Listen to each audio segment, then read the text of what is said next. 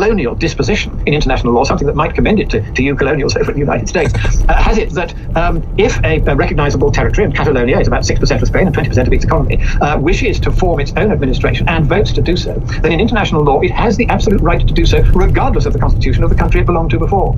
And so although the Spanish government is quite right to say under our constitution you can't do this, under the wider aegis of international law, the Catalans are fully within their rights to seek independence. And their leaders should certainly not be arrested under this ghastly European arrest warrant procedure and extradited back to Spain and flung into jail for it. Though that is how the Spaniards have traditionally dealt with dissenters, they haven't quite got the idea of democracy yet. Whereas in Scotland, we were much cleverer. What we did was to have a vote, say we would accept the will of the Scottish people, and the Scottish people, realising what nice people we were, voted by a very substantial margin to remain in the United Kingdom. And that's how it should have been done in Spain. And because they are moving so viciously against the leaders of the Catalan rebellion, you heard it here first, Catalonia will become independent within the next 20 or 30 years, and there's nothing whatever that Spain can do to stop it. Just as we will leave the European Union on the 19th of March 2019, whether anybody likes it or not, we're going. Bye-bye. That's right. There's an idea that is sweeping the world, and that idea, novelly enough, is what founded America, the right of self-governance. And they're not going to be able to stop that by force. Hope that it does not get violent. Thank you for joining us, Lord Monckton. You can find him and his articles at whatsupwiththat.com. That's it for our program. Stay tuned for Alex Jones.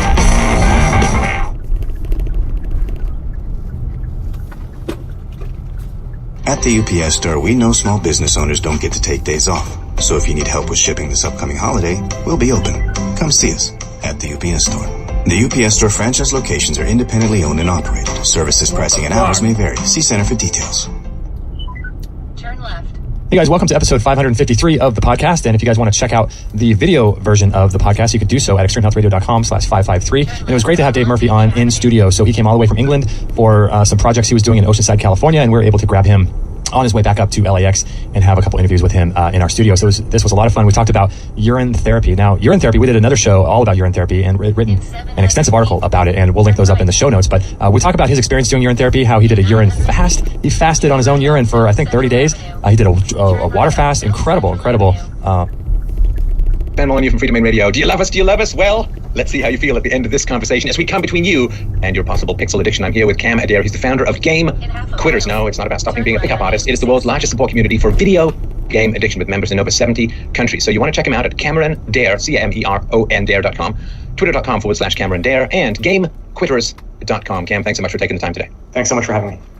Come on, it's one of the few pleasures left in the modern world when all of your university is leftist indoctrination and there aren't any jobs and heroin is dangerous. Why would you want to take away this fun source of pleasure, progress, connection, and community for so many people? Yeah, I think that's really where there's a huge distinction that I try to make, which is I'm not against gaming. I think gaming is fine. There's a lot of people who play, up to 90% of people who game are completely fine, but...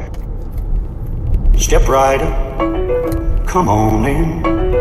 If you'd like to take the grand tour of the lonely house that once was home sweet home, I have nothing here to sell you, just some things that I will tell you, some things I know will chill you to the bone. This podcast is not new. Going back to 2012, weeks and weeks of content. So I find myself these days with new people coming into the show, and I want to give them some of the best. And even for people that have heard some of the show along the way, or perhaps have heard every episode, sometimes reaching back into the archives is great. Today, an archived episode, a reach back episode combining 5 of my favorite voices on this podcast. Their original interviews combined into this one mega episode.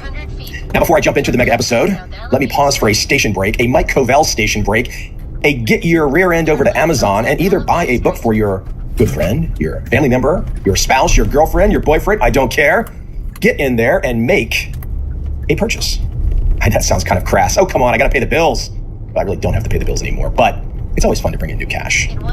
And look, your cash goes to give value.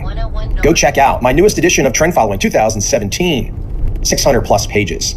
This is an entire rewrite. This is a redo. This is a bring up to speed, fantastic, sit on your shelf, hardcover edition of Trend Following. Check it out. It's not like prior editions. And if you're not a book reader, but a book listener, the 34-hour edition of Trend Following, the new 2017 audiobook of Trend Following is out. Please check that out. And of course, actually my best-selling book right now, literally a top 2,000 book on Amazon. Out of 10 million books, this is top 2,000. The Complete Turtle Trader. If you've ever thought to yourself, I can't do that. I can't do that. They do it. They're so smart. They were born with it. Come on, that's all bullshit. 100% bullshit. The turtle story proves you can learn. You can learn how to trade. You can learn how to make money. Nurture beats nature. And while he is not on this mega episode, I implore you, as a side tangent, go re-listen to my 90-minute interview with Anders Ericsson, the man who put the concept of deliberate practice on the front page. Now let me get in and give a quick intro for the 5 guests that make up today's mega episode. Chris Voss, businessman,